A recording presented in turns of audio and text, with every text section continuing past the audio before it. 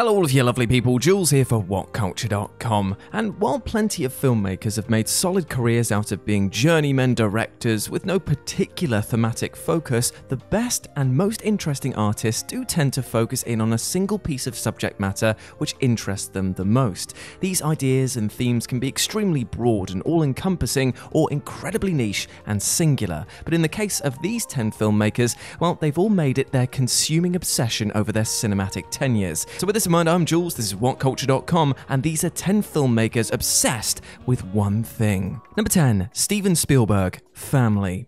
It won't be surprising to anyone who pays attention to the subtext of Steven Spielberg's movies that he's always had a strained relationship with his own late father, because family, especially fraught father-son relationships, are majorly apparent throughout his work. From Indiana Jones's tricky relationship with his own dad, to Close Encounters' selfish father Roy. Basically everything about Hook's Peter Banning, the android child from AI, John Anderton's disappeared son in Minority Report, and the broken homes in both E.T. and War of the Worlds, it is by far the most prevalent theme across his 5-decade body of work. Spielberg himself admits it as much, saying, "It's a nagging theme in my work, a family divided, a family united." It's a theme that also works into films that aren't as fantastic, like The Empire of the Sun, The Color Purple, and Catch Me If You Can. Though serving as a backbone to so many of his movies, it's impressive that it doesn't feel overly repetitive across his filmography. Number 9, Martin Scorsese, Catholic guilt. Though your first thought might be to associate Martin Scorsese with crime, which in fairness accounts for a huge swathe of his back catalogue, in terms of core motifs, his true fascination is Catholic guilt. Scorsese, who was raised in a Catholic household, has imbued notions of religious guilt into a wide selection of his works, most prominently including Who's That Knocking at My Door, Mean Streets, Raging Bull, Bringing Out the Dead, The Departed, Shutter Island, and The Irishman. The majority of these films see the central characters attempting to reconcile their often violent vocations with their faith. While Scorsese tackled the theme more overtly in 2 of his films, The Last Temptation of Christ and Silence. And Scorsese freely admits that he holds on to his own share of Catholic guilt, stating, "The most important legacy of my Catholicism is guilt. A major helping of guilt, like garlic." Number 8, Quentin Tarantino, feet. Quentin Tarantino's cinematic obsession with feet reached such ridiculous levels with Once Upon a Time in Hollywood that it's basically become a self-parody at this point.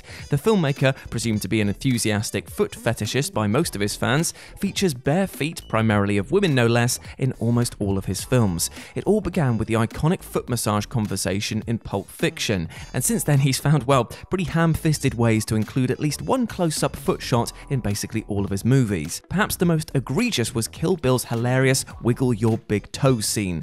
While Once Upon a Time in Hollywood saw the filmmaker basically lean into the myth surrounding his supposed fetish by having Margaret and Dakota Fanning bare their feet close to the screen. Hell, Brad Pitt even ribbed Tarantino for it during an awards speech, but let's be honest, we'd all miss it if Tarantino decided to curb the foot stuff right now. I mean, it's a trademark in its own right. Number 7, Wes Anderson, symmetry. While Wes Anderson features many recurring elements in his films, namely pastel shades, folksy music, and Bill Murray, there's one particular stylistic trait that's entirely unique to him. More than any other major filmmaker working today, Anderson is absolutely consumed by the notion of visual symmetry.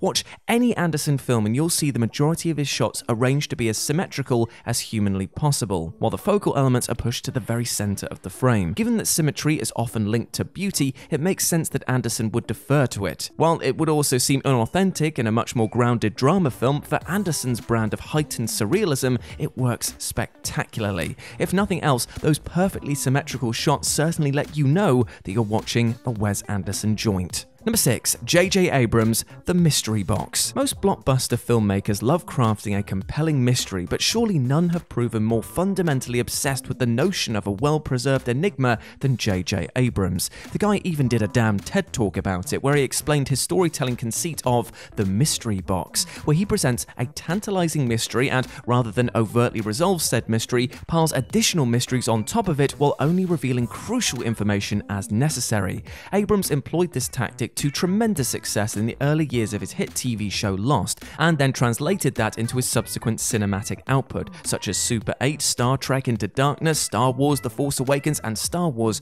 The Rise of Skywalker, as well as the Abrams-produced Cloverfield. The problem, invariably, is that audiences are left deflated when Abrams has to dispense with the thick fog of ambiguity and finally give some answers, and almost all of these answers are less than satisfying, which left a portion of the viewers underwhelmed, if not downright annoyed. This was particularly prevalent with the whole Khan debacle in Star Trek Into Darkness, where Abrams led fans on a year-long merry-go-round chase regarding the true identity of Cumberbatch's character, despite it being hollowingly obvious. Though the mystery box certainly results in a tantalizing first 2 acts, it can often lead to frustrating anticlimactic third reels. Number 5. Jordan Peele, Identity. But it's clear that he's fascinated by the concept of both identity in the literal and figurative sense. Both his Oscar-winning debut Get Out and his follow-up Us literally revolve around the idea of people having their identities taken or assumed, through brainwashing and doppelgangers respectively. And given the socially conscious context of his films, this transpires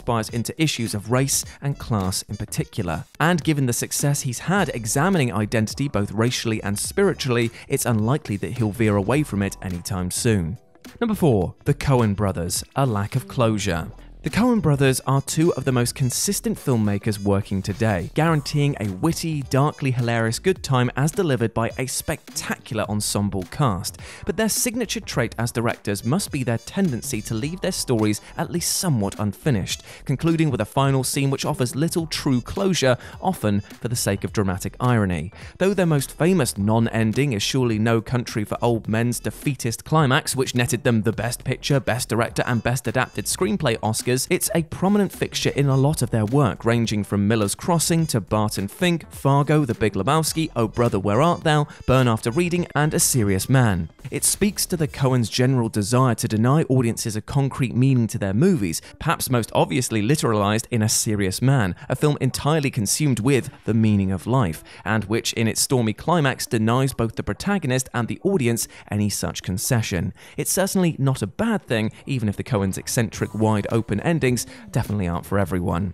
Number 3. Brian De Palma. Voyeurism. Though there are many filmmakers who have examined voyeurism through their camera lenses throughout the decades, none of them have bathed in it as thoroughly and as frequently as Brian De Palma. From his 1968 debut Murder a la Mode onward, voyeurism has been the focal interest of the directors, with films such as Sisters, Dress to Kill, Blowout, and Body Double following characters preoccupied with either watching or being watched. It's a theme which continues to present itself a half-century later in his recent films such as Passion and Domino, and even bleeds into his more conventional Hollywood entertainments like Mission Impossible, a film focused entirely on surveillance and subterfuge. Fascinatingly, De Palma's observational tendencies actually harken back to his own childhood, where after hearing his mother accuse his father of infidelity, he began following his father around with recording equipment, hoping to catch evidence of her accusations. De Palma's best days as a filmographer might be long behind him, but he's never given up on examining the psychology of those who watch.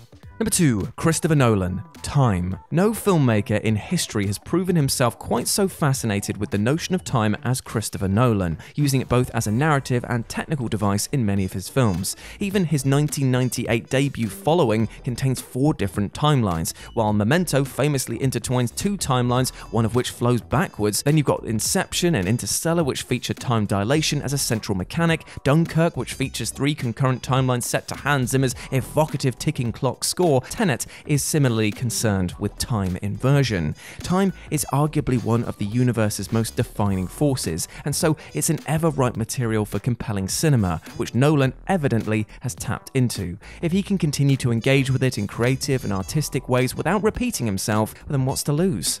And number 1, Lars Von Trier, The Suffering of Women. The films of Lars Von Trier are often labelled as sexist or misogynistic, and whether you agree with that assessment or not, it's easy to see why, given the uncommon nature of his movies, which feature women being forced to suffer for extended periods without much in the way of catharsis. From Breaking the Waves' climactic gang to Dancer in the Dark's devastating final execution, Dogville's brutal endurance trial of physical abuse, and obviously that moment involving a pair of rusty scissors in Antichrist, Von Trier's proclivity for making his female lead squirm has been thoroughly dissected by critics. The house that Jack built only doused more gasoline on that fire because it features, amongst other things, a sequence where a woman's breasts are cut off, one of which is pinned to a policeman's car while the other is turned into a wallet. Yup. Whatever you make of Von Trier's work, there's no denying his seemingly pathological fascination with seeing women dealt major, physical, and emotional damage.